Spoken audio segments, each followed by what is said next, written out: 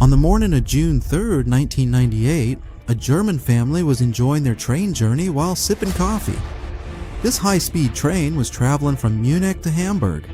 It was 10:30 in the morning, and so far, everything was normal. But exactly 12 minutes later, that family was terrified when all of a sudden, a piece of steel burst through the floor right beneath their feet, coming straight up from under their seats. But this was just the beginning. This was the beginning of the most dangerous accident in the history of German high-speed trains. Welcome once again to Zylo videos. Viewers, at the end of the 1950s, Japan amazed the world when their Shinkansen, or bullet train, became the world's first high-speed train. This train connected cities across the entire country, making travel so fast that journeys that used to take hours could now be completed in minutes. Japan. Following Japan's lead, France and Italy also developed their own high-speed train infrastructure, and then Germany wasn't far behind either. Germany launched its own high-speed train project, which was named IC, or Intercity Express. When these trains were introduced in the 1980s, the world believed that this was the future of trains. Every possible aspect that a person could imagine was taken into consideration in their design. The use of computers and the unparalleled comfort of the journey made everything seem perfect. But every perfect system has a hidden weakness, and the weakness of the IC trains was their wheels.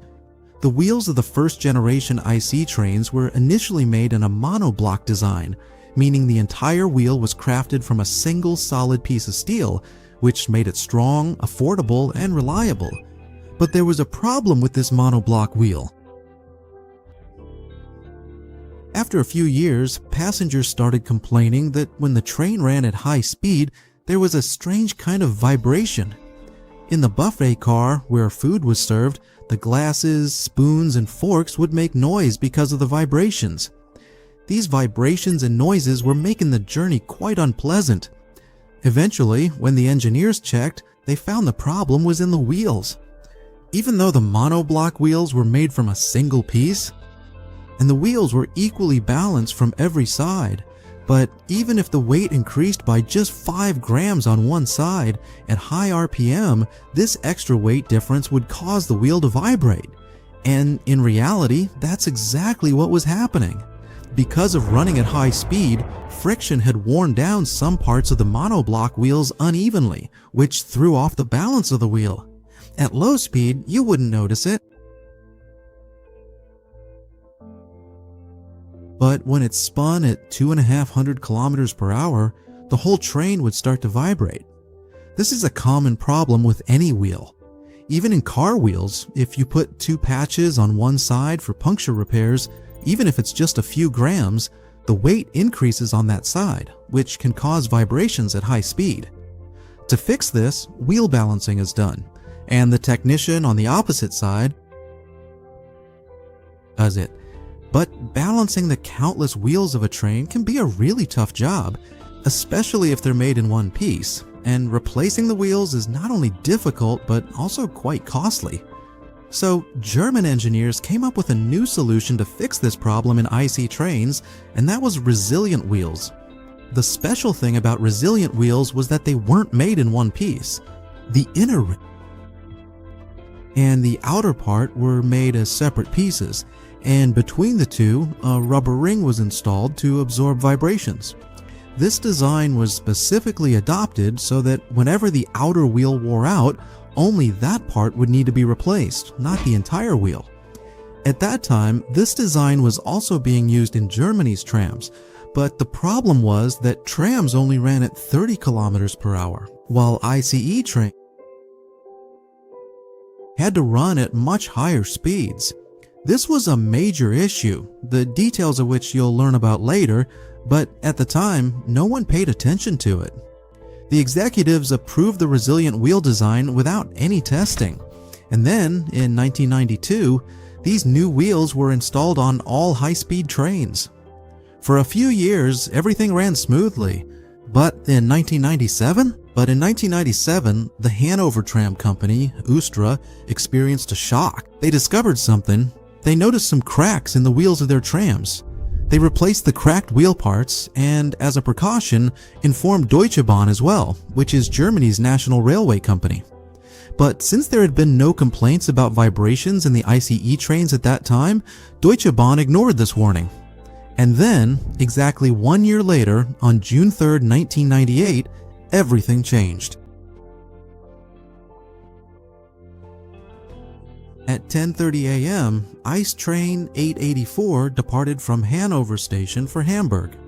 The train had a total of 14 coaches, 2 power cars, and 12 passenger cars. Inside, there were 287 passengers and 8 crew members. Everything was normal as the train left Hanover Station. In coach number 1, Jörg Dittmann was traveling with his family, enjoying their journey.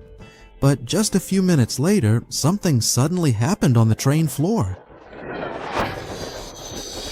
And in the very next moment, a piece of steel tore through the floor between 2 seats and came inside. This sharp piece of steel was actually a fragment from the wheel itself. Seeing this, Jörg and his family immediately panicked. It was as if the ground had slipped from under their feet. The way that piece of metal shot inside, if it had been just a little to the left or right, his family wouldn't have survived. He immediately moved his wife and children to the adjacent compartment.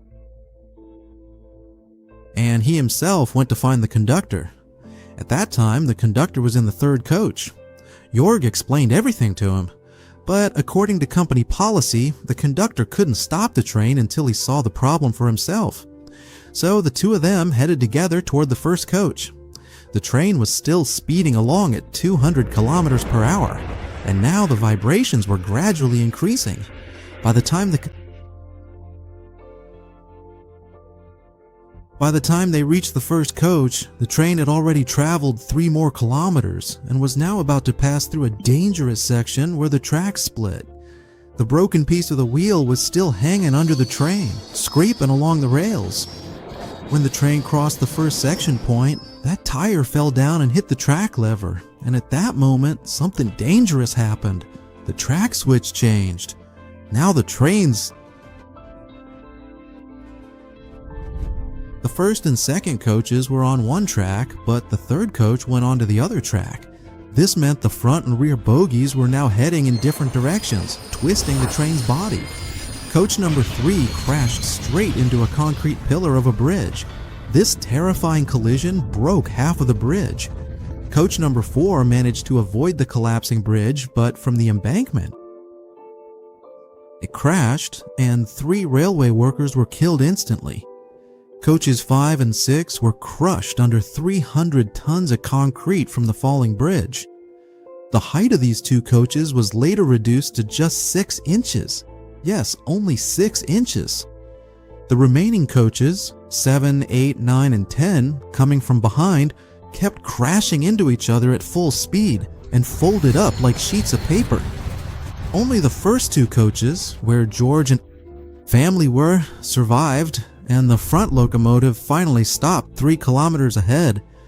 When coach number 3 hit the bridge, the engineer and driver definitely felt a jolt, but they had no idea of the catastrophe unfolding behind them. The place where this horrific accident happened was near a small town called Eschede. When the people there heard the explosion, they all rushed to the scene. The scene before them was something they would probably never forget for the rest of their lives.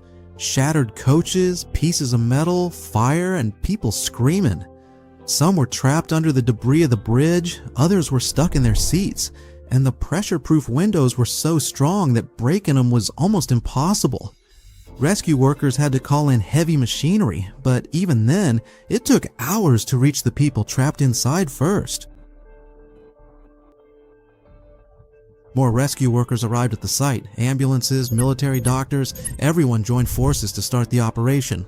Nearby, a medical conference was taking place, and 40 doctors from there also rushed to the site immediately, but by then, everything was already over. In this accident, a total of 101 people lost their lives, 88 were found in critical condition, and around 100 people suffered minor injuries. The people in the first 2 coaches, those who were in the first 2 coaches, fortunately, their lives were spared. German high-speed trains, which were once considered the safest trains in the world, had their reputation shattered by this disaster. This accident shocked not only Germany, but also people in countries like France, Italy, and even Japan who use high-speed train networks. When investigators analyzed the entire site, at first it seemed like a vehicle had come onto the tracks. But when they saw the part of the wheel that had pierced through the floor of coach number 1, everything started to become clear. Upon checking the logs, it was found that this same wheel on the train had previously reported a flat spot issue, not just once, but 8 times. Yet, it was never replaced. Machines for detecting cracks were available, but even then, visual inspections were done using a torch. The company would brush it off by saying they give false alarms. In 1992, a German research organization called Fraunhofer had also issued a warning that resilient wheels could be dangerous on high-speed trains. And in 1997, the Hanover Tram Company also gave a warning, but both warnings were ignored. Later, engineers revealed that these tires would rotate 500,000 times every day, and that too at high speed. In high-speed trains, the steel tire would compress slightly and then expand again, which led to fatigue cracks that kept growing day by day. And because of the rubber layer in between, the vibrations were absorbed, so no one realized that the wheels were actually cracking. And then finally, on June 3, 1998, just one wheel breaking caused such a massive accident. The Eschede disaster became known as the world's most dangerous high-speed train accident. It is considered the world's most dangerous high-speed train accident. After this accident, all high-speed trains had their wheels replaced with monoblock designs, and all bridges near junction points were relocated to prevent such an accident from happening again. After this incident, Germany re-evaluated its entire rail system. Pressure-proof windows were replaced so that, in the future, if a rescue was needed, people trapped inside could be. Even today, Germany's railway training centers teach the Eschede disaster as an example. Although monoblock wheels have higher maintenance costs and take more time, at high speeds, since they are cast in one piece, at least they don't break. Vibrations serve as a signal that the wheels now need balancing. I hope you enjoyed Tell Zylo videos and support them wholeheartedly by liking and sharing. Thank you so much for your love and wonderful comments. See you in the next amazing video.